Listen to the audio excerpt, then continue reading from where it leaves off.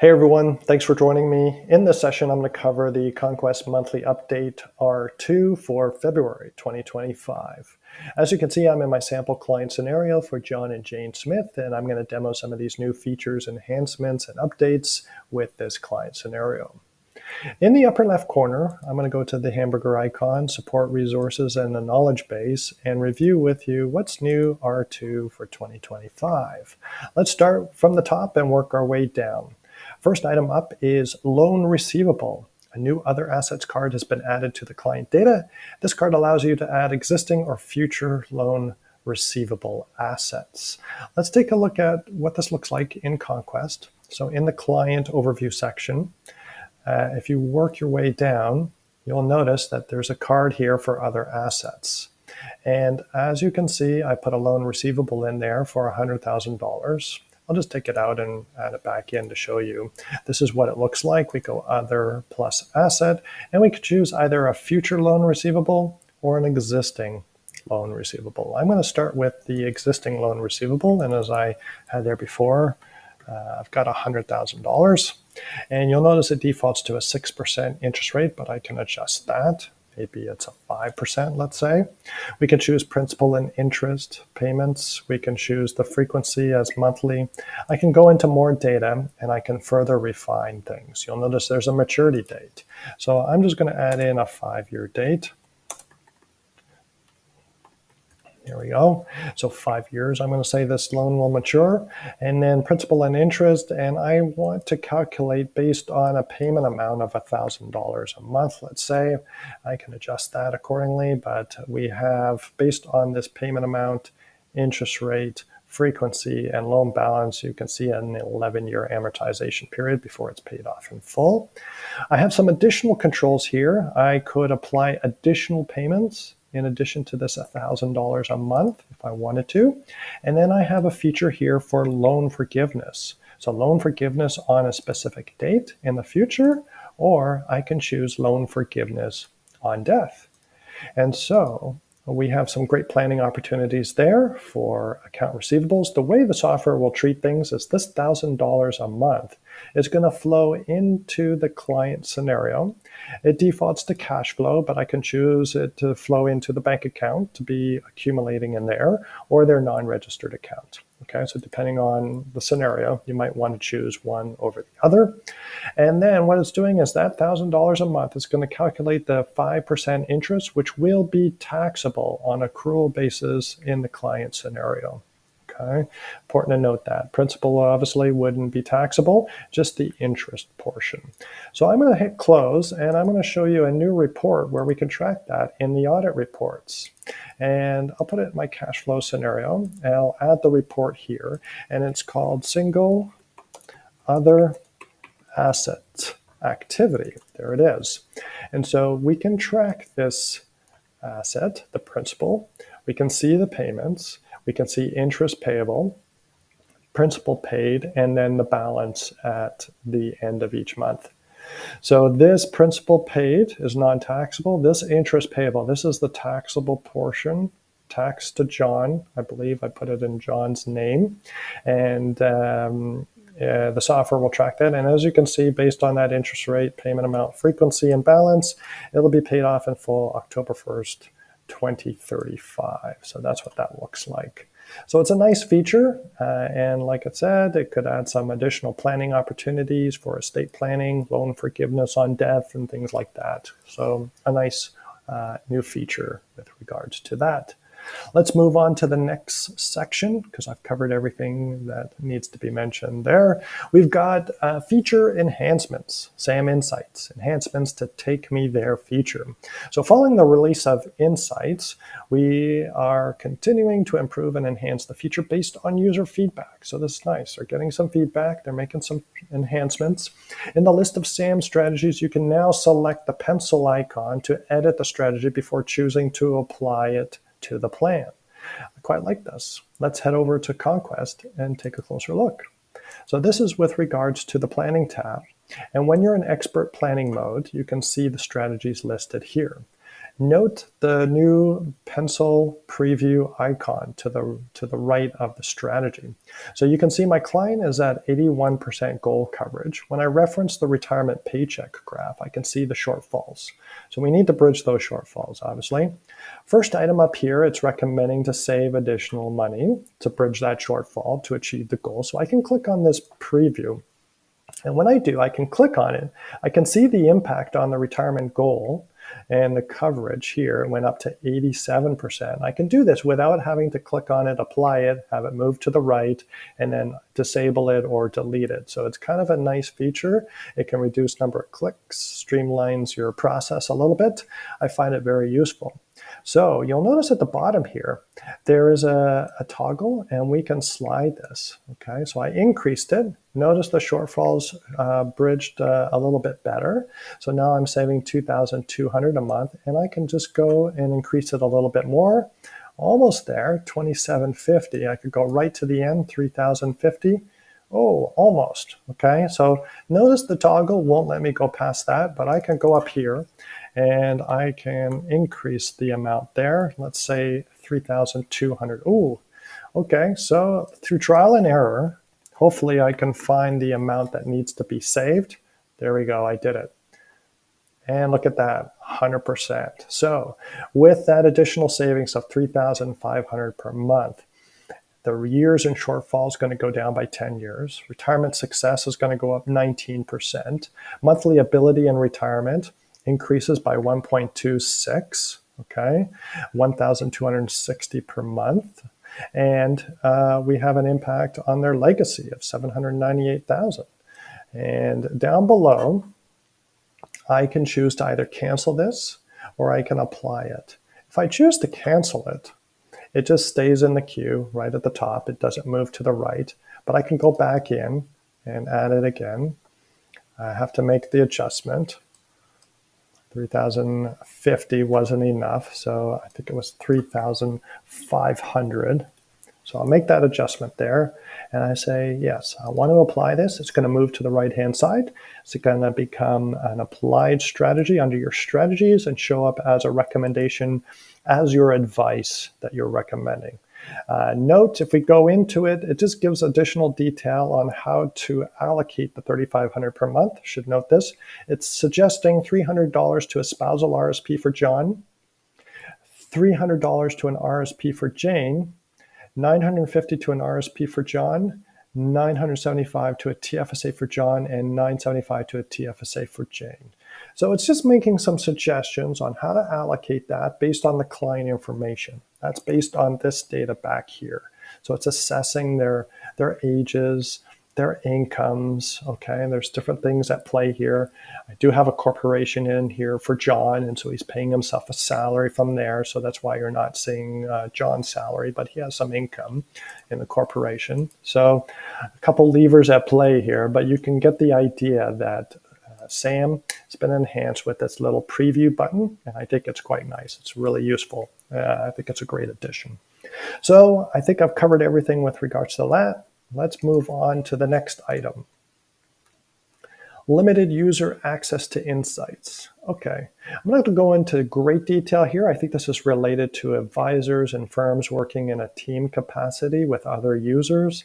Let's say you have your assistant going in and starting the plan and entering some data. It just puts some guardrails in place. As you can see here, life insurance needs.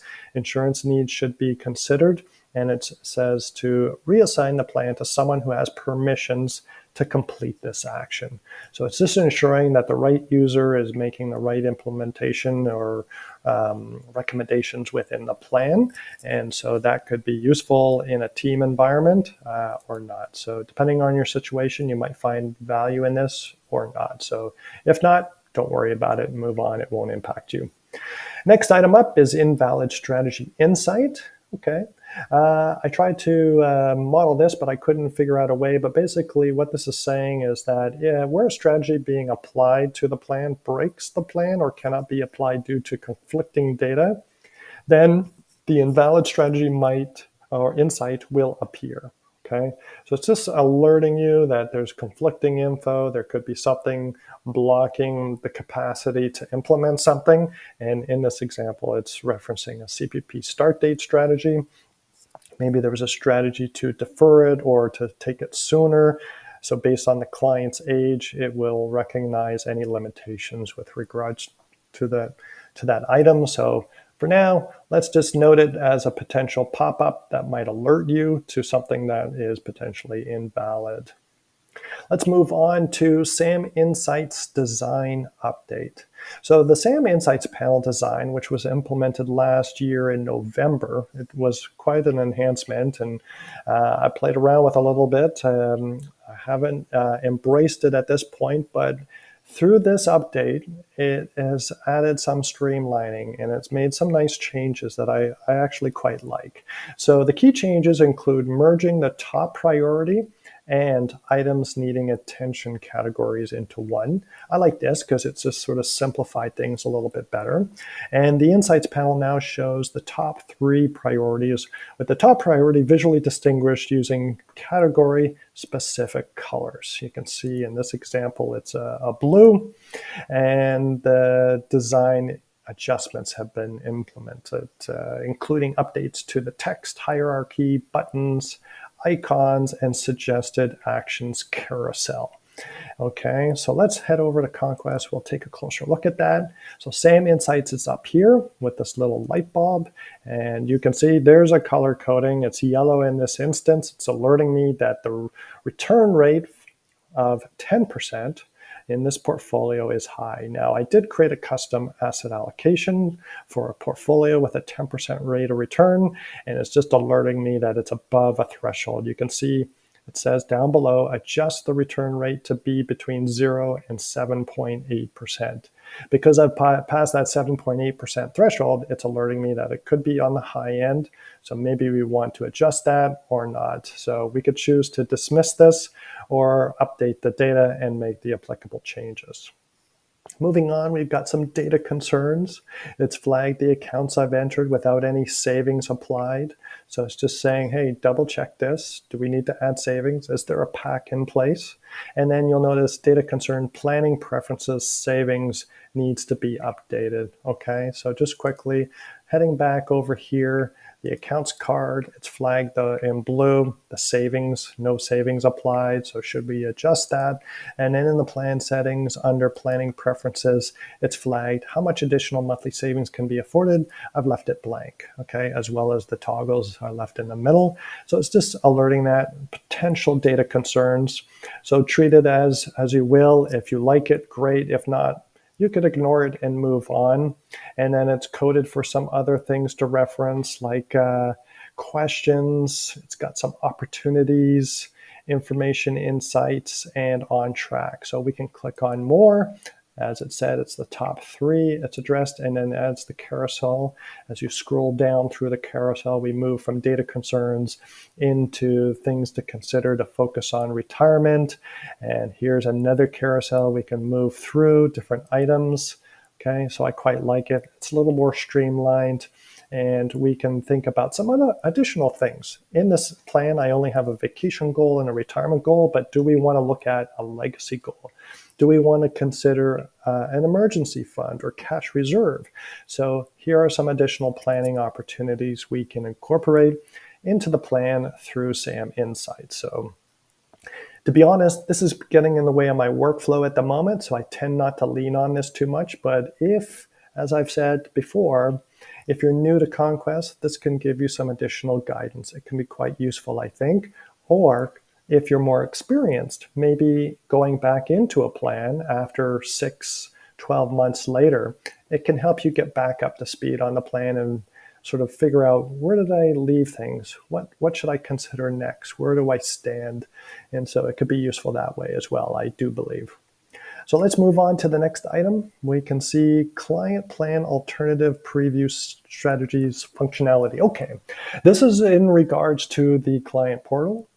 Unfortunately, Canada Life version of Conquest does not have access to the client portal, so I'm not going to spend a lot of time on this. But basically, the clients have a portal they log into. They can review the recommended plan plan alternatives, choose to apply it or skip it. It's a nice way of collaborating with your client. If you do have this feature, some other firms have it, but like I said, Canada Life's version does not have it, so I'm not going to spend a lot of time on it, and I'll just surpass that.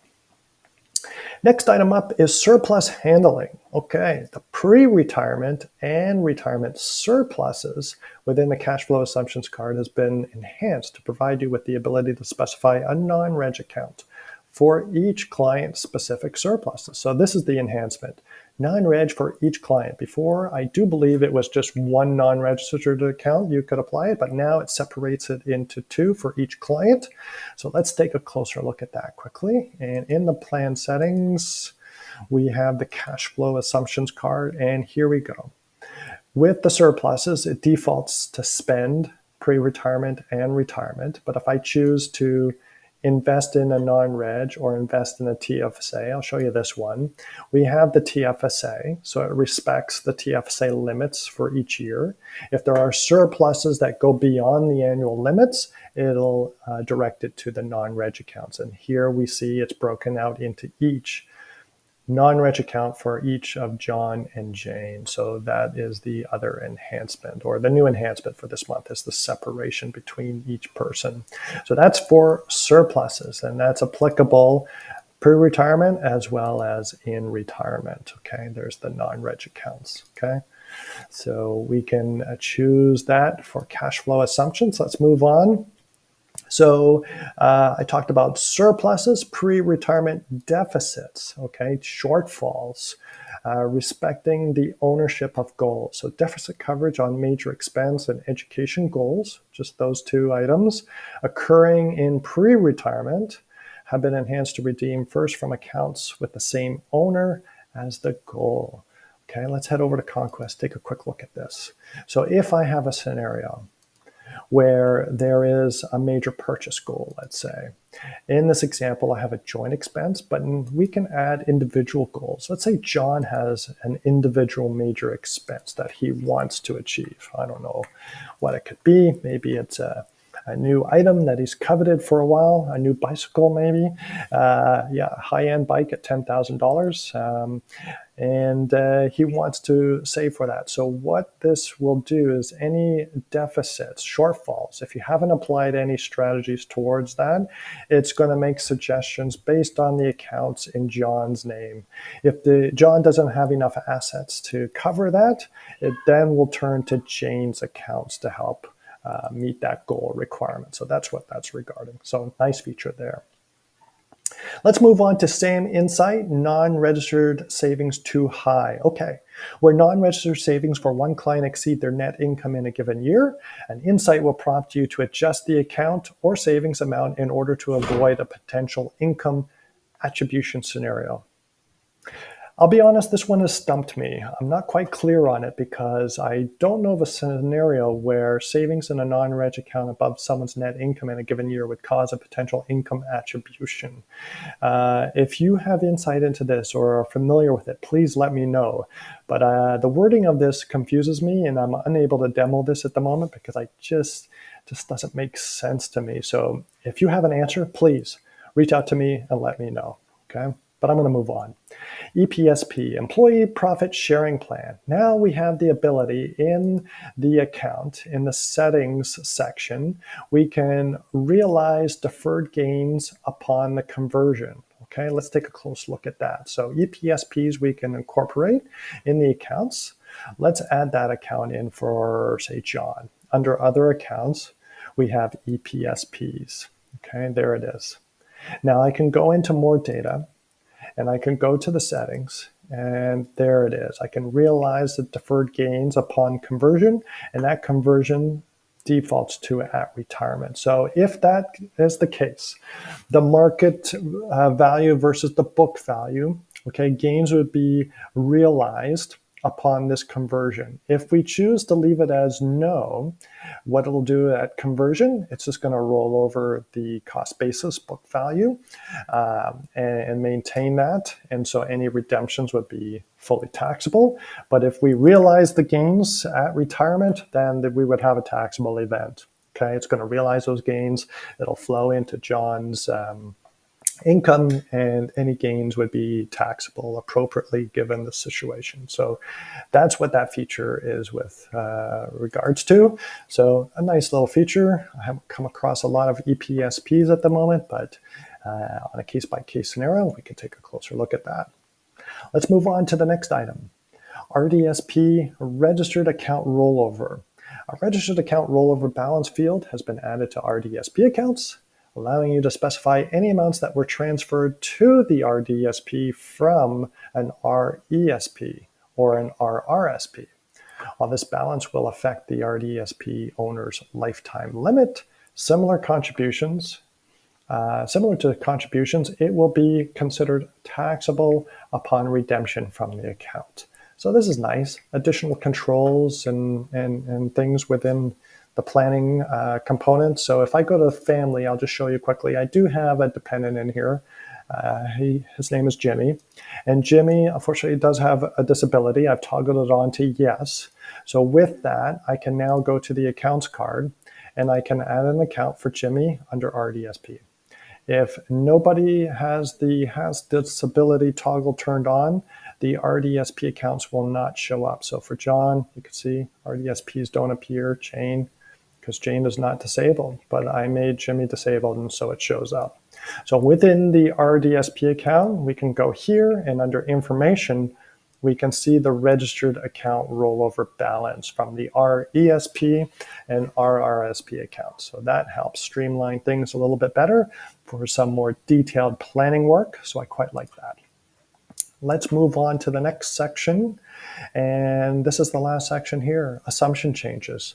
So the 2025 Canada tax updates, we've got some more features or updates here applicable. Annual tax updates were completed in this release, further to CPP, QPP, OAS, prescribed interest rates. In Alberta, we have an update. Personal income tax rates have been updated. Provincial non-refundable tax credits. We've got an update from Manitoba, Quebec, Saskatchewan.